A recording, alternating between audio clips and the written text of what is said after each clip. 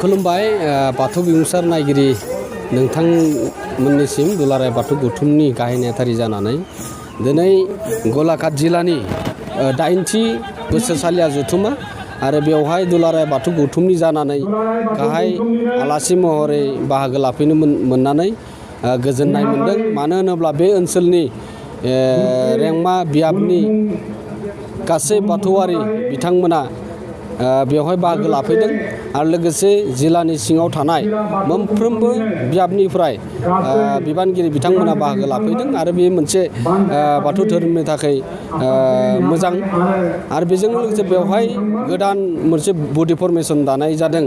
बेवहाय जायफोरा बाथौ धोरोमनि बा जिल्ला आफादनि बिबानगिरि मोनदों आरो बिथांमोनखौ मोजां खामानि मावलांनो हाथों होननानै दुलाराय बाथौ गौथुमनिफ्राय बिथांमोननिसिम साबायखर बावदों। मानो होनब्ला दिनैनि समाव दिनै बाथौ धोरोमा मोनसे डिजिटेल मुगाजोंबो खामानि मावनो थाखाय टेक्न'लजि सिस्टेमनि गेजेरजोंबो खामानि मावनो थाखाय दिनै आवगायबोदों।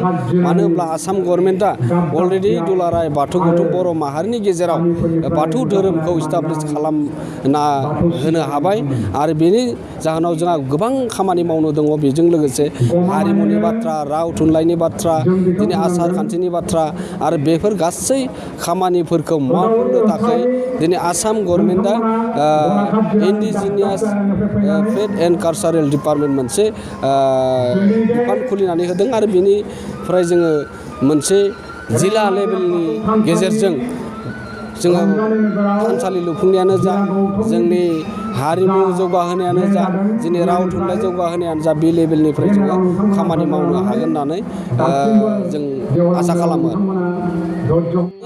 बैसागु फोरबोनिसिम दुलाराय बाथौ गौथुमनि जानानै गोसो गोरबोनिफ्राय साबायखर बा खुलुमनाय बावहरदों। मानो होनबा जोङो बाथौआरि हिसाबै जोंनि बे फोरबोखौ गाजा गोमजायै खुंफुंनो थाखाय गामि आफादनिफ्राय लाना जिल्ला आफाद, बियाब आफाद, मिरुसिम फालिनो थाखाय जों साखाफारा जादों आरो बे बाथौआरि नोंथांमोननिसिम दुलाराय बाथौ गौथुमनि जानानै गोसो गोरबोनिफ्राय खुलुमनायखौ बावहरग्रोदों।